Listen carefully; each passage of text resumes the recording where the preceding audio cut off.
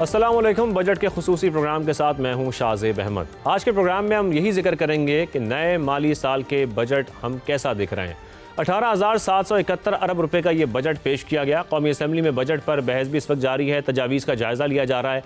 FVR tax target की बात करें तो 15,264 अरब रुपए का ये बड़ा हदफ रखा गया है, जो रवा माली साल से तकरीबन 17% यानी 2259 अरब रुपए ज़्यादा है।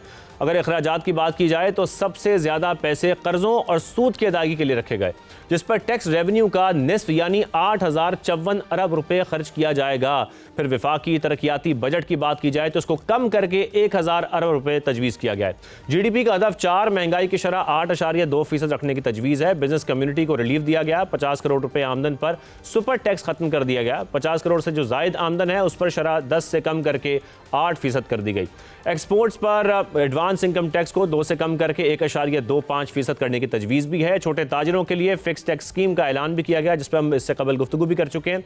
अगर शरह सूद की बात की जाए तो स्टेट बैंक ने जो मौजूदा शरह 11.5% है, इसी को बरकरार रखा है। अमरीका ईरान मुआहदे के बाद आबना हुर्मुज़ से एनर्जी सप्लाई मुकम्मल अब बहाल होती जा रही है, जिससे इम्पोर्ट बिल पर दबाव में हम नुमाया कमी देखने में मिलेगी। दूसरी जानिब बजट में आम आदमी के लिए किए गए इक़दामात का जायजा लें तो कुछ मायूसी होती है। तनख्वाहदार तबके को रिलीफ मिला तो ज़्यादा तनख्वाह वालों को दिया गया। आम आदमी के बुनियादी मसाइल बिजली, गैस और पेट्रोलियम महंगाई पर कोई बात नहीं की गई है। पेट्रोलियम लेवी को जो मौजूदा बुलंद सतह पर रखने की बात है वो भी सामने आ रही है। बिजली और गैस के रेट्स को एडजस्टमेंट के नाम पर मजीद बढ़ाने का भी इंदिया दिया गया है। आज हमारे प्रोग्राम में मौजूद होंगे all Pakistan textile mills association के मरकजी चेयरमैन कामरान अरशद साहब, साबिक वफाकी सेक्रेटरी और policy research and advisory council के चेयरमैन यूनुस ढाका साहब भी हमें ज्वाइन करेंगे, जबकि SDPI के डेप्यूटी एग्जीक्यूटिव डायरेक्टर और माहिर मुआशियात डॉक्टर साजिद अमीन साहब भी हमारे साथ मौजूद हैं। कामरान अरशद साहब, आपसे अगर मैं आगाज़ करूँ इस हवाले से बात करने के लिए, ज़ाहिर है आप मुसलसल तहफ़्फ़ुज़ात पेश करते रहे हैं। इस बजट से पहले भी हमारे प्रोग्राम में बात हो चुकी है जो इंडस्ट्री को इस वक्त दरपेश चैलेंजेस हैं। अगर इन्हीं चैलेंजेस की बात की जाए, आप इस बजट में जो इंडस्ट्री के लिए इस वक्त इक़दामात उठाए गए हैं या कुछ रिलीफ दिया गया है, इससे मुतमईन है? आप ये समझते हैं कि ये काफ़ी हैं और इससे इंडस्ट्रीज़ हमारी अब चल पड़ेंगी और जो उनको चैलेंजेस का सामना था उसमें काफ़ी कमी आएगी? जी बिस्मिल्लाहिर्रहमानिर्रहीम। मैं नहीं समझता कि ये बजट में इंडस्ट्री को एक्सपेंड करने, ग्रो करने के लिए कोई मेजर्स सामने लाए गए हैं। ये एक एट बेस्ट एक न्यूट्रल बजट है, जिसमें जो ज्यादतियाँ businessman, industrialist, large scale entrepreneur के साथ पिछले साल की गई थी, उसको फिक्स टैक्स रजीम से नॉर्मल टैक्स रजीम में लेके जाया गया था और उस पर मजीद टैक्सेशन बढ़ाई गई थी, as well as salary class पर टैक्सेशन बढ़ाई गई थी। वो थोड़ी सी उसको रैशनलाइज किया गया। मसलन 1% टैक्स होता था full and final foreign payment पे, उसको ये 2% पे ले गए थे advance tax full and final payment की शक्ल में। उसको ये 2% से वापस 1.25 पे लेके गए। दूसरा 15 से 50 करोड़ की इनकम पे सुपर टैक्स को जीरो किया गया। 50 करोड़ से ऊपर की इनकम को पे सुपर टैक्स 10 से 8% किया गया। गोया प्राइम मिनिस्टर साहब ने बजट से पहले चंद घंटे पहले कहा था कि सुपर टैक्स को मुकम्मल खत्म किया जाए। वो जब फाइनेंस एक्ट आएगा तब पता चलेगा 2 या 3 जुलाई को। तो मेरी नजरों में ये एक न्यूट्रल बजट है और शायद ये प्रोबेबली रियल एस्टेट सेक्टर के लिए अच्छा है, जिसमें 236C 236K को अदा किया गया है, जो कि एक खुशाइन बात है, क्योंकि ताकि एटलीस्ट रियल एस्टेट के साथ वाबस्ता इंडस्ट्री चले। लेकिन जहाँ तक एक्सपोर्ट ओरिएंटेड इंडस्ट्री है, उसके लिए किसी किस्म का रिलीफ नहीं है।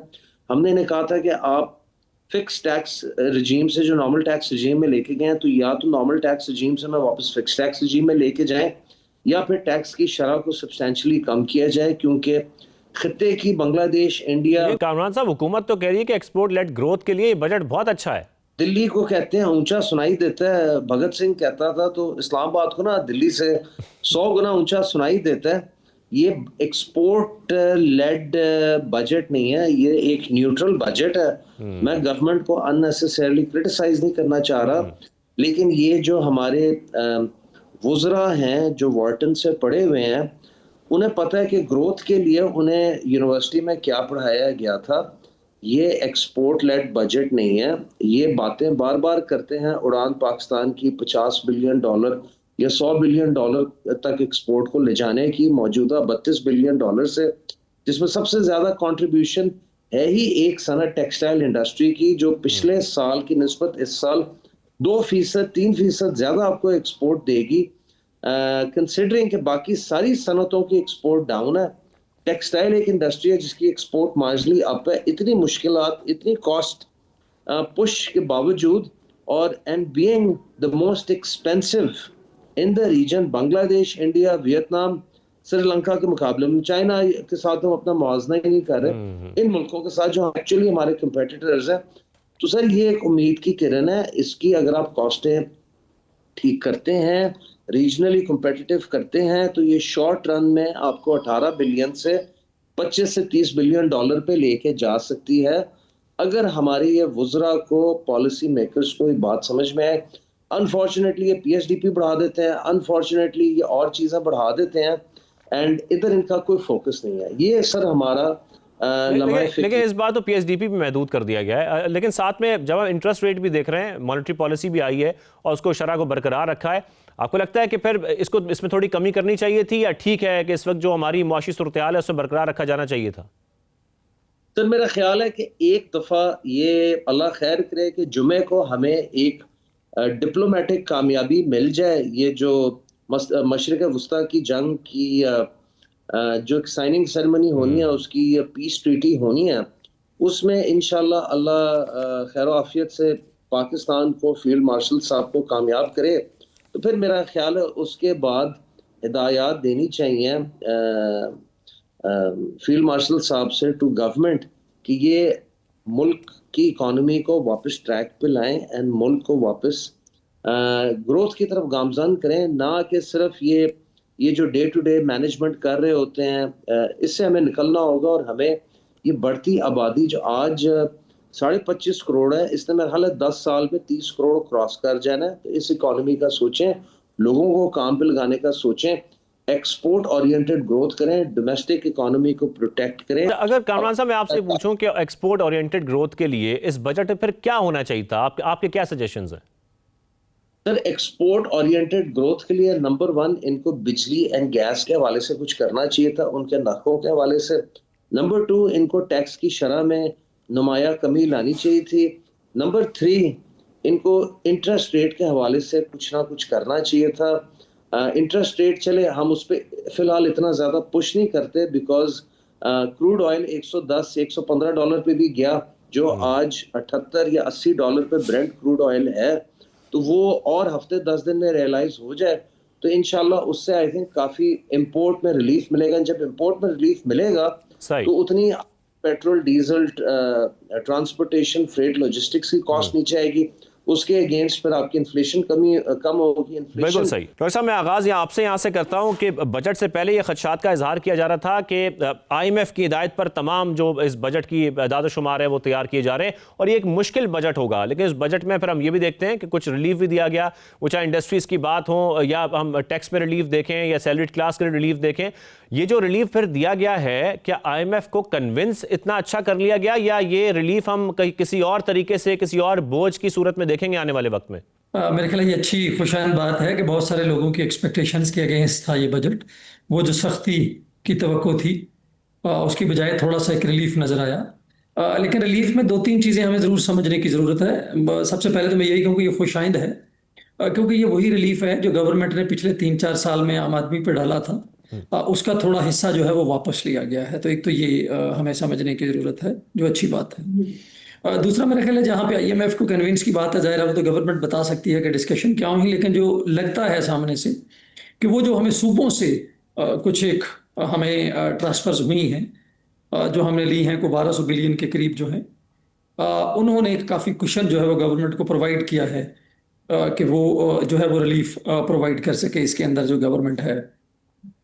जो तीसरा है, मुझे लगता है कहीं ना कहीं क्योंकि अगर इन्फ्लेशन का नंबर गवर्नमेंट के नंबर के आसपास रहता है जो 8.2 का है, तो शायद ये जो रेवेन्यू का टारगेट पूरा होगा। तो गवर्नमेंट कहीं ना कहीं ये ज़रूर अंडरस्टैंड किए हुए है कि या तो इन्फ्लेशन ज़्यादा होगा, इस नंबर से हमारी अपनी है तवक्को कि वो 11% के करीब रहेगा एवरेज, और उसके साथ साथ कुछ ना कुछ जो टैक्सेस हैं वो आपके सामने आहिस्ता आहिस्ता आते चले जाएंगे, वो खुलते चले जाएंगे। तो अभी भी डिस्कशन यही है कि शायद IMF के साथ ये डिस्कशन चल रही है कि अभी भी कोई 140-50 अरब रुपए का करीब जो रेवेन्यू का गैप है वो कहीं से भी फिल होता नजर नहीं आ रहा।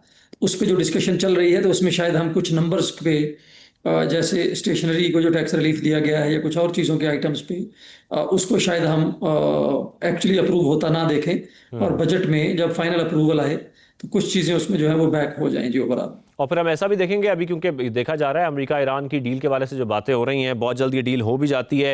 एनर्जी सप्लाई भी हम देख रहे हैं कि मुसलसल बहाल हो रही है। तो इसके बाद पाकिस्तान में इसका कोई इफेक्ट आएगा, कोई ट्रिकल डाउन इफेक्ट हम ये देखेंगे कि पाकिस्तान में कीमतें कम हो रही हैं, पेट्रोलियम की, गैस की कीमतें कम हो रही हैं, या फिर हुकूमत इस वक्त इस मजबूरी में है कि उनको अपने टारगेट पूरे करने के लिए यहाँ रिलीफ देना बहुत मुश्किल होगा?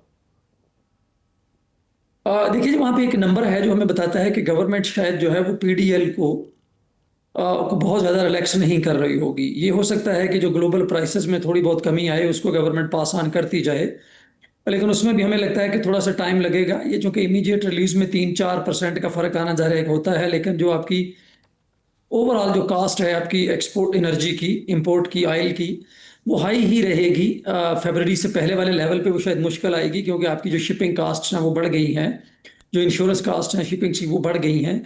गल्फ जहाँ से हम इंपोर्ट करते हैं वहाँ मुझे लगता है कि बनाए हुरमस के इर्द गिर्द जो एक बेयकीनी की सूरत हाल रहेगी, उसका जो प्रीमियम है वो शायद थोड़ा हाई रहेगा।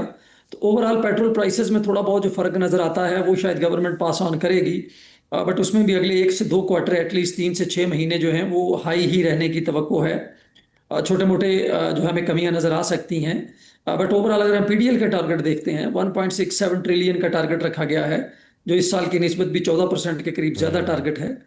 तो मुझे लगता है कि जो गवर्नमेंट है वो शायद बहुत ज़्यादा पास ऑन जो है नहीं कर पाएगी, क्योंकि एक बड़े रेवेन्यू के टारगेट में जो नॉन टैक्स रेवेन्यू रखा गया है उसका 30% जो है वो PDL से आ रहा है। तो सही। हमें थोड़ा सा ये अंदाज़ा होता है कि कीमतें हाई रहेंगी और उसके साथ साथ PDL जब हाई रहेगी तो पेट्रोल प्राइसेस लेकिन शायद इंपोर्ट थोड़ी हाई बिल का जो रहेंगी। दबाव है वो कुछ कम होगा आने वाले वक्त में। जी, किसी हद तक उसमें तवक्को है कि इस साल का जो है ये जो हमारा लास्ट क्वार्टर पे जितना इम्पैक्ट आया है उससे बहुत कम इम्पैक्ट जो है वो आ रहा होगा, क्योंकि जो थोड़े बहुत नीचे जो है वो ग्लोबल ऑयल प्राइसेस जो है वो जा रही होंगी। लेकिन ये भी देखना होगा कि ये कितना पायदार रहता है मुआहदा आगे चलते हुए। अच्छा, थोड़ी सी अगर हम अवामी बात करें इस हवाले से, तनख्वाहदार तबके को रिलीफ तो मिला, लेकिन ज़्यादा तनख्वाह वालों को मिला। फिर उसके बाद जो बुनियादी मसाइल हैं बिजली, गैस के, पेट्रोलियम के, महंगाई पर, ज़ाहिर है उसमें अभी तक कोई ऐसा हम नहीं देख रहे कि कुछ रिलीफ मिल सकता है। पेट्रोलियम लेवी को, जैसे कि आप भी फरमा रहे हैं, मौजूदा बुलंद तरीन सतह पर रखने की इस वक्त तजवीज़ भी है। आम आदमी को रिलीफ किस तरीके से मिलेगा? डेवलपमेंट जो हम देख रहे हैं PSDP है उसको भी महदूद किया गया, यानी कि सरगर्मियां भी कम होंगी। क्या रोजगार कैसे मिलेगा? महंगाई की शरह भी हम कम होती नहीं देख रहे आने वाले वक्त में। तो आम आदमी के लिए ये बजट कैसा है, अगर हम डॉक्टर साजिद साहब इसको देखें तो? आई थिंक ये सबसे अहम सवाल है आपके प्रोग्राम का, कि हम बजट को जब बहुत ज़्यादा देखते हैं, हमारे समेत जो मैक्रो इकोनॉमिस्ट हैं वो बहुत ज़्यादा नंबर के गोरख धंधे में फंस जाते हैं कि इसका टारगेट क्या है, रेवेन्यू का गैप क्या है, वो सारी चीज़ें क्या है। दो और इशारे हैं जो मुझे लगता है किसी भी बजट की कामयाबी का असली जो मेयार होते हैं। एक तो ये कि स्ट्रक्चरल रिफॉर्म्स क्या आपको हमें इसमें नज़र आती हैं। मुझे इस बजट में बहुत ज़्यादा रिफॉर्म्स नहीं आती, चाहे वो टैक्स नेट को बढ़ाना हो, टैक्स बेस को बढ़ाना हो, चाहे एक्सपोर्ट को प्रमोट करना हो। कुछ फाइनेंशियल एक्सेस दी गई है, उसको कंसेशनरी फाइनेंस दिया गया है 4.5% पे। एक छोटी सी स्कीम जो है वो रिटेलर्स के लिए लाई गई है, बट ओवरऑल बड़े पैमाने पे टैक्स बेस को बढ़ाने के कोई इकदाम जो है उस तरह से नज़र नहीं आते। एनर्जी की कॉस्ट ओवरऑल क्या रहेगी, बिजली की कीमतों का क्या रहेगा, को बहुत ज़्यादा रिफॉर्म्स नज़र नहीं आती हैं। लेकिन जो सबसे अहम है कि 3 जो बड़े हमने देखे प्रॉब्लम्स, जो इकोनॉमिक सर्वे ने भी बताए, कि महंगाई जो है वो बड़ी है, बेरोजगारी जो है वो 7% पे पहुंच गई है, गुर्बत जो है वो 21% से अब 29% पे आ गई है, अगर हम इस इशारे से इस बजट को देखें जो आम आदमी के मसाइल हैं, तो मुझे लगता है कि वो बहुत ज़्यादा ये बजट आम आदमी के लिए कुछ ऑफर नहीं करता है। बेरोजगारी की जो शरह है वो तकरीबन हमारी अगले साल भी 7% या इसके इर्द गिर्द ऊपर ही रहने की तवक्को है। जो गुर्बत है, अगर महंगाई बढ़ती है, आपकी एनर्जी प्राइसेस हाई रहती हैं, तो मुझे लगता है कि गुर्बत में एक आध पॉइंट इजाफा हो सकता है, कमी उसमें बहुत मुश्किल है। और जो रोजगार के मौके हैं, अगर हम अपना ग्रोथ टारगेट देखें 4% का जो ग्रोथ टारगेट है, लेकिन पिछले साल भी हमने देखा वो लार्ज स्केल मैन्युफैक्चरिंग से आया है, सर्विसेज से आया है, जहाँ बहुत कम जॉब्स पैदा होती हैं। तो मुझे लगता है कि रोजगार के मौके भी बड़े लिमिटेड रहेंगे आम आदमी के लिए। उसके अंदर जो कुव्वत खरीद है ओवरऑल मिला के, वो शायद अगले साल भी यही है कि वो थोड़ी कम रहने की तवक्को है। इस साल से वो बढ़ती हुई हमें नज़र नहीं आती है। उसके अंदर तीन चीज़ें हैं जो मुझे लगता है गवर्नमेंट को शायद उस पर ज़्यादा फोकस करना चाहिए। आम आदमी को जो रोज़गार, मुझे लगता है, मैं बार बार पिछले 1-2 साल से कह रहा हूँ कि स्टेबलाइजेशन ठीक है हमने अचीव की है, जो बहुत अच्छी बात है, क्योंकि 22-23 में बड़ी अबतर सूरत हाल थी। लेकिन ये जो 26 का साल है, ये शायद रोजगार का साल होना चाहिए। अभी भी जाहिर है क्राइसिस रहा मिडिल ईस्ट का, लेकिन हमने देखा उससे पहले के जो 3 क्वार्टर हैं उसमें भी कोई बहुत ज़्यादा रोजगार के मौके उस तरह से पैदा नहीं और जो हुए। हुकूमत बात कर रही है कि जिस तरीके से हम इंडस्ट्रीज़ को फैसिलिटेट कर रहे हैं, जो उनके तहफ़्फ़ुज़ात इंडस्ट्रीज़ के वो अलग हैं, लेकिन जो हुकूमत इस वक्त बात कर रही है उसके बाद ऐसा लगता है कि कुछ रोज़गार के मौके बढ़ेंगे हमारे मुल्क के अंदर, जहाँ हम देख रहे हैं कि बेरोज़गारी मुसलसल बढ़ती जा रही है। देखिए, इस वक्त अगर हम एक बड़े सेक्टर को देख लें जिसको गवर्नमेंट ने पिक किया है, जो बड़ा एक सेक्टर है वो रियल एस्टेट का सेक्टर हमें नजर आता है बाकी सेक्टर्स की निस्बत। एग्रीकल्चर के लिए भी कुछ चीज़ें आई हैं सामने, लेकिन जो इस वक्त जो बड़ा एक विजिबिलिटी सामने तौर आता है वो गवर्नमेंट का शायद इस साल का जो फोकस है वो रियल एस्टेट सेक्टर का है, कि वहाँ पे थोड़ा रेवेन्यू भी जनरेट हो सके और थोड़ा ग्रोथ के अंदर जो बूस्ट है हमें चाहिए होता है, एक पुश चाहिए होता है, वो भी हमें मिल सके। वो बहुत ज़्यादा जॉब्स प्रोड्यूस नहीं करता है क्योंकि वो थोड़ा सा कमज़ोर है, उसका लिंकेजेस कंस्ट्रक्शन सेक्टर से या हाउसिंग सेक्टर से। वो बहुत ज़्यादा जो स्पेकुलेटिव फाइल्स हैं, प्लॉट्स हैं, इस पर रह जाता है। तो इसके अलावा हमें कम से कम अभी की इंफॉर्मेशन था कोई ऐसा बहुत ज़्यादा कोई रेवोल्यूशनरी या कोई बड़ा ट्रांसफॉर्मेटिव जो इनिशिएटिव है नज़र नहीं आता, जहाँ पर रोज़गार के मौके जो है वो आम आदमी के लिए बढ़ाए। आप इससे अंदाज़ा लगा लें कि अगर हम 4% का ग्रोथ रेट ले भी लें और वो अच्छे सेक्टर्स है जहाँ जॉब्स पैदा होती हैं, तो फिर भी हमको 13 से 14 लाख जॉब्स जो है वो पैदा कर पा रहे होंगे। उसके ऊपर वाले जो 8-10 लाख हैं, उनके लिए हमारे पास फिर भी रोजगार नहीं होगा, जो हर साल न्यू एंट्री जो है वो उसमें आती है। जो क्वालिटी जॉब्स हैं उनका तो इस वक्त हम सवाल ही नहीं कर रहे कि आप जॉब्स किस तरह की प्रोड्यूस कर रहे हैं। फिलहाल कम से कम जॉब्स तो प्रोड्यूस होनी चाहिए और अच्छी होनी चाहिए, बट कुछ तो हो। तो ओवरऑल मिला के कुछ बहुत ज़्यादा नहीं नजर आता कि कोई बहुत बड़ी इकोनॉमिक एक्टिविटी उन सेक्टर्स में जन्म लेगी या उन सेक्टर से आएगी जो अच्छा रोजगार पैदा करते हैं। एक चीज़ जो मुझे लगता है आगे चलते हुए गवर्नमेंट को प्राइमरी फोकस करना चाहिए वो एसएमईज का सेक्टर होगा। थोड़ी बहुत चीज़ें उसमें नजर आती हैं, बट एक जैसे होता है ना, जैसे आप एसएमई सेक्टर को एज ए मेन सेक्टर सामने लेके आए इकोनॉमी का, वो अभी तक नजर नहीं आता। अपने अखराजात कम करने के कोई इसमें मंसूबे हमें दिखाई नहीं दिए। इस पर आप हमें बेहतर बता सकते हैं कि निजकारी जैसे जो आम मसाइल हैं इस पर कोई मौसर जो मंसूबा है वो पेश नहीं किया गया। ये कितना ज़रूरी हो चुका है कि खसारे में जो चलने वाले सरकारी इदारे हैं या जिन इदारों को निजकारी करने की अब ज़रूरत हम समझते हैं कि नागुज़ीर है, इस तरीके से अपने जो अखराजात हैं हुकूमत वो भी कम कर सके। अब ये बहुत ज़रूरी है हमारे लिए और शायद इस पे गवर्नमेंट की कमिटमेंट नज़र आती है। हमने कोई तकरीबन मेरे ख्याल 161 बिलियन का टारगेट रखा है शायद प्राइवेटाइजेशन प्रोसीड से, और मुझे लगता है कि अब जो गवर्नमेंट ने पीआईए का एक मॉडल लिया है लास्ट ईयर, उसमें एक अब हमारे पास एक प्रेसिडेंट तो ज़रूर है कि एक अच्छा मॉडल लाते हुए प्राइवेट इन्वेस्टर्स को आप सामने ला सकते हैं जो एक लॉस मेकिंग इदारे में, पीआईए जैसे इदारे में भी इन्वेस्टमेंट करते हैं। तो मुझे लगता है इस साल कहीं ना कहीं गवर्नमेंट जो है वो पुश कर रही होगी और शायद किसी हद तक कामयाब भी हो रही होगी प्राइवेटाइजेशन के कॉन्टेक्स्ट में। लेकिन जहाँ खर्चे कम करने के, ये तो रेवेन्यू का एक सवाल है, खर्चे भी अपनी जगह कम होंगे, लेकिन हम अभी भी अगर बहुत सारी सब्सिडीज देखते हैं, एनर्जी सेक्टर की जो सब्सिडीज हैं थोड़ी सी कम हुई है, लेकिन अभी भी बहुत बड़ा नंबर है 800। बिल्कुल सही। और डेट सर्विसिंग का भी एक बहुत बड़ा प्रॉब्लम है। इस पर एक ब्रेक शामिल करते हैं, फिर ब्रेक के बाद इस पर भी डिस्कशन करेंगे। हमारे साथ ही डॉक्टर साहब ब्रेक वापस हाजिर होंगे। बजट पर गुफ्तगू हो रही है। Secretary of policy research and advisory council के चेयरमैन यूनुस जागा साहब भी हमें ज्वाइन कर चुके हैं। बहुत शुक्रिया यूनुस साहब। मैं आगाज़ आपसे ज़रा एफवीआर के हवाले से बात करने पर चाहूँगा कि एफवीआर का जो टैक्स टारगेट है 15,264 अरब रुपये ये रखा गया, जो 2,259 अरब रुपये ज़्यादा है, ये हुकूमत कहाँ से पूरा करेगी, कैसे वसूल करेगी? ज़रा हम सबसे पहले ये समझ लें। देखिए, दो तीन चीजें हैं। एक तो चीज होती है जब टारगेट्स फिक्स किए जाते हैं, तो इसमें एक इन्फ्लेशन का टारगेट भी होता है कि इन्फ्लेशन से जो आपकी आमदनी वैसे ही बढ़ जाती है बगैर किसी एफर्ट के। तो उसमें तकरीबन इनके आप ये कह सकते हैं कि 10% के करीब वो आ ही जाएगा। बाकी इनको तकरीबन 600-700 अरब की एक एफर्ट करनी पड़ेगी, ऑफ जो वो कहते हैं कि हम बेहतर कलेक्शन करेंगे, हम आउटसाइड दी नेटवर्क जो लोग हैं उनको हम नेटवर्क में लाएंगे, टैक्स नेट में लाएंगे, और जो चोरियां हो रही हैं टैक्स की वो हवाले देते हैं, टोबैको सेक्टर के भी हवाले देते हैं, शुगर सेक्टर के भी हवाले देते हैं कि हम बेहतर इन्फोर्समेंट से उनको हम ठीक करेंगे। उसके अलावा उन्होंने कहा कि जी हम शॉपकीपर से भी लेंगे, रिटेलर से भी लेंगे टैक्स। तो इस तरह की उन चीजों से उन्होंने अपना एक बनाया हुआ टारगेट। तो इतना बहुत ज्यादा अनरियलिस्टिक मैं उसको नहीं कहूंगा कि 15% या 16-17% का जो इजाफा है वो बहुत ज्यादा नहीं है, लेकिन एट सेम टाइम अगर वो जो बहुत ज्यादा एग्जिस्टिंग टैक्स पेयर्स को तंग करके परेशान करके करेंगे तो उसका फिर एक नेगेटिव इम्पैक्ट होता है। बट मेरा ख्याल है कि अचीवेबल टारगेट है, एक बहुत मुश्किल टारगेट मुझे नहीं नजर आता। ठीक है, अचीवेबल है। आपने यूनुस साहब पेंशन इस्लाहात की कमी पर भी तशवीश जाहिर की है और नए बजट में भी 1169 अरब रुपए की खती रकम इसके लिए रखी गई है। अगर इस्लाहात नहीं होती तो अगले 5 से 10 साल में हम ये बोझ कहाँ तक जाता हुआ देखें? देखिए, अगर बजट को अगर हम एक्सपेंडिचर साइड पे देखें तो एक्सपेंडिचर साइड पे बजट में कोई भी अच्छा ऐसा काम, मतलब जिसको कहें कि एक out of the box thinking वाला काम नहीं किया गया है, कि जिसमें सबसे पहले तो हमें वो देखना चाहिए कि किस तरह गवर्नमेंट की रनिंग ऑफ द गवर्नमेंट के अखराजात कम किए जा सकते हैं।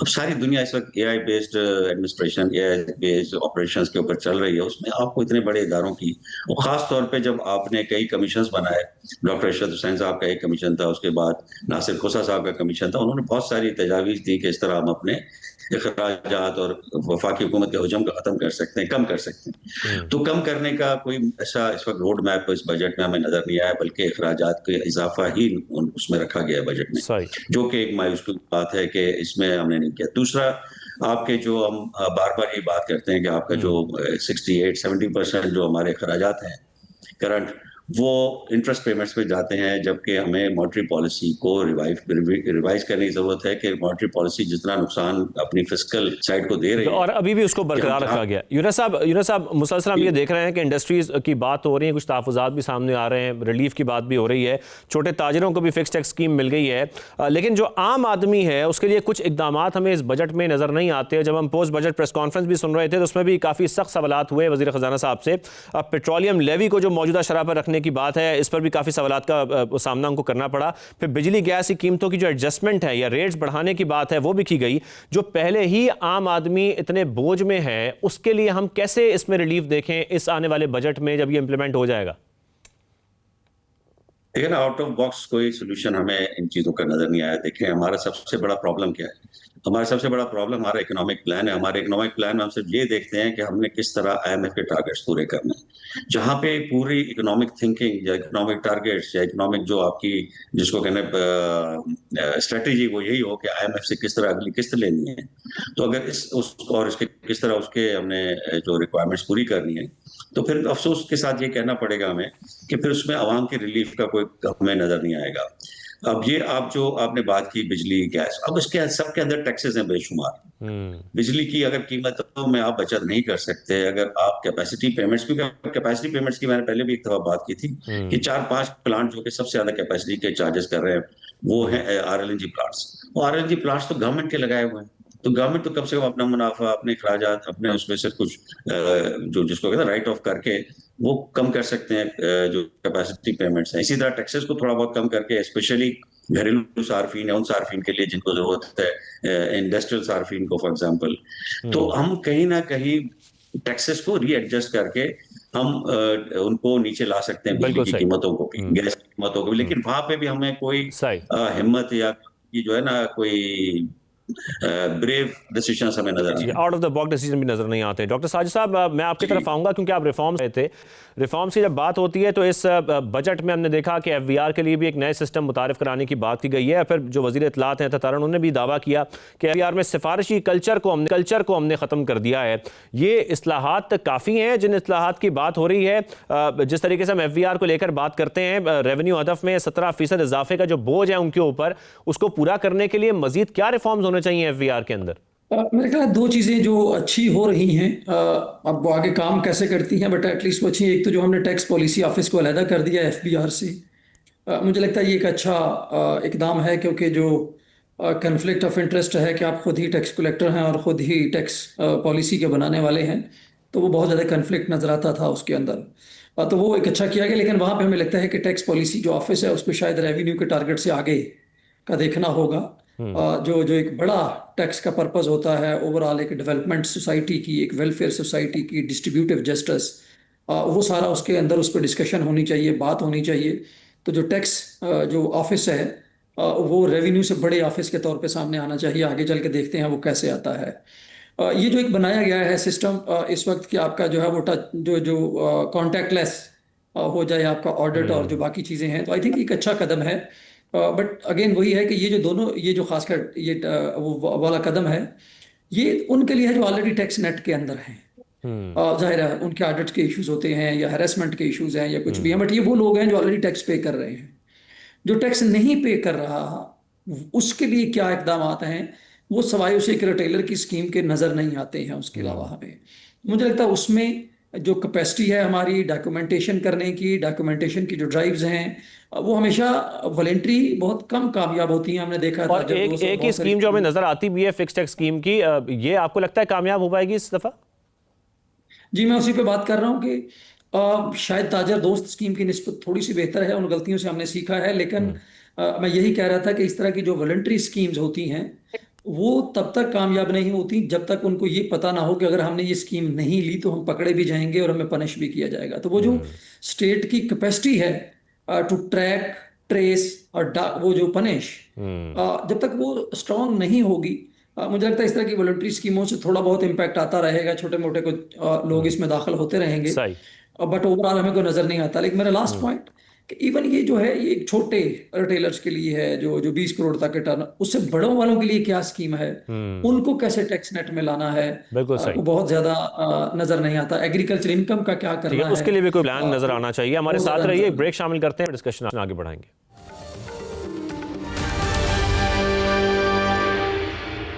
Welcome back. यूनुस साहब, मैं आपकी तरफ आऊँगा। अगर इस बजट का जायज़ा लें तो कराची के लिए बहुत कम फंड्स रखे गए हैं। अगर हम इसी को समझें कि K4 की भी बात करें तो उसके लिए 10 अरब रुपए मुख्तस किए गए हैं। कराची के जो जिस किस्म के मसाइल हैं उसके हल के लिए वफाक को और सिंध को क्या करना होगा, किस तरीके से ये हल किए जाएंगे, क्योंकि ये तो मुझे लग रहा है नाकाफ़ी है। देखिए, मसला ये है कि वफाक और जो हमारे उसके जो सूबे हैं उन्होंने मिलके जो एनएफसी के तहत काम करना चाहिए of distribution of resources up to the local government level. वो जो हमारी 18वीं तरमीम जिसको डेवोल्यूशन के नाम पे किया गया था, उस 18वीं तरमीम में इतने सुकुम रखे गए कि जो लोकल गवर्नमेंट्स की तरफ जो जिम्मेदारी उन्होंने पूरी करनी थी उसको उन्होंने 140A के तहत लिख तो दिया, लेकिन उसकी कोई ऐसी इम्प्लीमेंटेशन का कोई तरीकाकार नहीं रखा गया। उसका हुआ यह कि उन्होंने जो ऑलरेडी रिसोर्सेज डिवॉल्व हुए थे वो उन्होंने 18वीं तरमीम के बाद वापस ले लिए। 7वीं एनएफसी से बड़ा जुल्म नहीं हो सकता जिसमें डायरेक्ट जो प्रोविंसेस को जाते थे जीएसटी का 1/6 ऑफ द जीएसटी सूबों को जाता था, जो लोकल गवर्नमेंट्स को जाता था वो उन्होंने वापस सूबों को दे दिया और सूबों ने वो देना बंद कर दिया। अब वो जो तरीका कार है उसके बाद से वापस नहीं आ रहे। हमें ये उम्मीद थी कि इस दफा एनएससी के अंदर जहां पे सूबों को काफी इस सिलसिले में कहा गया कि वो डिफेंस की तरफ कंट्रीब्यूट करें, तो उसके साथ साथ कुछ लोकल गवर्नमेंट की तरफ कंट्रीब्यूशन को इम्प्रूव किया जाए ताकि वहीं से तरक्की और आपकी जो खास तौर पे आपके सोशल इंडिकेटर जो खराब हो रहे हैं पॉवर्टी के, एजुकेशन के, हेल्थ के, वो लोकल गवर्नमेंट्स को साथ लिए बगैर नहीं होंगे। कराची इसलिए हमें नजर आता है क्योंकि लाहौर में चूंकि लोकल गवर्नमेंट्स के ऊपर तवज्जो प्रोविंशियल गवर्नमेंट की नहीं थी तो इसलिए भी वो खराबियां होती रही। अब जो इस दफा हमने फेडरल बजट को भी, फेडरल गवर्नमेंट ऐसी जिम्मेदारी अपने ऊपर ले लेती है जो उसकी जिम्मेदारी नहीं है। कराची को पानी सप्लाई करना वफाकी हुकूमत की जिम्मेदारी नहीं थी, लेकिन अगर आपने ले ही ली और अगर आपने उसको करना था तो उसी तरह ऐसा तरीके से करते जिस तरह आपके दूसरे प्रोजेक्ट्स होते हैं फेडरल लेवल पे। आप एनएचए के प्रोजेक्ट बड़े टाइम पे कर लेते हैं, दूसरे कर लेते हैं, तो कराची के पानी का भी मसला हल कर लिया जाता। अब यह है कि जो हमारे वजीर आजम साहब है उन्होंने 3 साल पहले बजट के दौरान, इलेक्शन के दौरान ये कहा कि 2 साल में कंप्लीट होगा, जो 2026 में कंप्लीट हो जाना चाहिए था, लेकिन उसके लिए फंडिंग ही नहीं रखी जाती। उसके लिए बहाना ये बनाया जाता है कि चूंकि प्रोविंशियल गवर्नमेंट K4 की जो ऑगमेंटेशन कर रही तो हम इसलिए हम नहीं दे रहे। तो इस दफा भी यही उन्होंने किया कि जी जो उन्होंने 70 अरब रुपए का इस वक्त जो कमी है K4 की वो 2 साल में पूरी होनी थी तो कम से कम 40 अरब तो रखते इस साल, लेकिन नहीं रखे उन्होंने। इसी तरह कराची के लिए कोई और ऐसा प्रोजेक्ट हमें नहीं नजर आता। अब ये प्रोविंशियल गवर्नमेंट फेडरल गवर्नमेंट पे डाल देती है कि जी वो पैसे बिल्कुल, नहीं दे ये रहे, ये फेडरल यही होता रहता है, वो गवर्नमेंट सूबों पे पे डाला जाता है, फिर वफाक पे डाला जाता है। लास्टली यूनुस साहब, अगर मैं आपसे एक लाइन में कमेंट चाहूँ इस बजट के लिए, जो वफाकी बजट पेश किया गया है, तो वो आपकी क्या लाइन होगी? मेरा ख्याल है कि बजट के अंदर जो छोटे छोटे उन्होंने रिलीफ दिए हैं, फॉर एग्जाम्पल सैलरीड क्लास को या इंडस्ट्री को, सुपर टैक्स में बिजनेसेस को दिया या एक्सपोर्ट का थोड़ा सा दिया। अब इन सब तीनों चीजों में अगर आप देखें, सुपर टैक्स को देखें, सैलरीड क्लास के टैक्सेस को देखें और एक्सपोर्ट के टैक्सेस को देखें, जिसमें उन्होंने रिलीफ दिया है, लेकिन जो उन्होंने खराबी पैदा की है पिछले 2-3 साल में इन तीनों एरियाज में, उसको प्रॉपरली रिवर्स नहीं किया गया। जिस तरह एक्सपोर्ट में 2% को 1.25% किया, लेकिन जो उसका फुल टैक्स उसके ऊपर था उसको कम नहीं किया गया। तो इसी तरह जो सैलरी में थोड़ा बहुत कम किया गया, लेकिन वो जो पूरा इम्पैक्ट था वो नहीं लिया गया। तो हाफ हार्टेड एक अटेम्प्ट तो जरूर की गई है, जिसको अप्रिशिएट डेफिनेटली करना चाहिए सही कि है। राइट डायरेक्शन में चलें, लेकिन वो प्रॉपर उसको जो है ना उसका क्वांटम नहीं है जिसका बहुत लेकिन ज्यादा लेकिन ये फायदा कहा नहीं जा सकता है कि अब हुकूमत अपनी मईशत को लेकर एक जो प्लानिंग है वो दिखाई दे रही है, एक राइट डायरेक्शन में हम जा रहे हैं। डॉक्टर साजिद साहब, आपसे मैं कमेंट चाहता हूँ, और साथ में डेट सर्विसिंग का जो बोझ है, इस डेट ट्रैप से हम किस तरीके से निकल सकते हैं, इस पर कमेंट कीजिएगा। और लास्टली आपका कमेंट मैं इस पर भी चाहता हूँ कि क्या वाकई ये बजट में हम देख रहे हैं कि हम सही डायरेक्शन में? जी, मेरे ख्याल डेट ट्रैप को 3 चीजें हमें करना होगी कि हमारा जो ट्रू टैक्स पोटेंशियल है वो हमें कलेक्ट करना होगा, बट एक फेयर और जस्ट तरीके से, जिस पे जो टैक्स बनता है वो टैक्स स्टेट ले उससे। सो ये पहला वो होगा डेट के बाहर आने के लिए। एक्सपेंडिचर प्रायोरिटाइजेशन और एफिशिएंसी एंड एक्सपेंडिचर, जो पब्लिक एक्सपेंडिचर है उसको प्रायोरिटाइज देखना होगा, हमें कहाँ कहाँ खर्च करना है, जो प्रोडक्टिव सेक्टर है उनकी तरफ हम उसको करें, और जो उसकी एफिशिएंसी है उसको बेहतर करना होगा, उसके अंदर जो लीकेजेस लूज पॉइंट्स हैं उनको बेहतर करना होगा। और जब तक इकोनॉमिक एक्टिविटी, जो तीसरा पॉइंट है कि जब तक आप इकोनॉमिक एक्टिविटी, इकोनॉमिक जो ग्रोथ है वो नहीं होगी, अच्छी ग्रोथ जो है वो नहीं होगी, हमारा ये जो डेट ट्रैप है वो इसी तरह रहेगा या इससे जो है वो बढ़ता चला जाएगा। अनफॉर्चुनेटली इस वक्त पूरी दुनिया में डेट डिस्ट्रेस जो है वो बहुत ज़्यादा हो रहा है। सही। जो तीसरा लास्ट जो आपने सवाल किया, मुझे लगता है कि जो कुछ रिलीफ की हद तक माजी के जो 2-3 इसी गवर्नमेंट के बजट्स आए उनसे बेहतर है, लेकिन जो रिफॉर्म्स और ओवरऑल सस्टेन्ड इकोनॉमिक एक्टिविटी के लिए अभी बहुत कुछ करना बाकी है। ठीक है, रिफॉर्म्स के लिए और बिजनेस एक्टिविटी के लिए जैसे आप कह रहे हैं, एक्सपोर्ट लेड ग्रोथ अगर हम चाहते हैं तो बहुत कुछ करने की ज़रूरत है, लेकिन अगर हम सही डायरेक्शन में हैं तो ये उम्मीद की जा सकती है एटलीस्ट कि आने वाले वक्त में हम कुछ रिलीफ भी देखेंगे, कुछ प्लानिंग भी देखेंगे, और ऐसा देखेंगे कि हमारे एटलीस्ट इस बजट के बाद आवाम को कुछ रिलीफ मिल सके। बहुत शुक्रिया, हमारे साथ मौजूद थे डॉक्टर साजिद अमीन साहब और चेयरमैन प्राक यूनुस डागा साहब ने, साहब भी हमारे साथ मौजूद थे। शो का वक्त खत्म होता है, इजाज़त दीजिए, अल्लाह हाफ़िज़।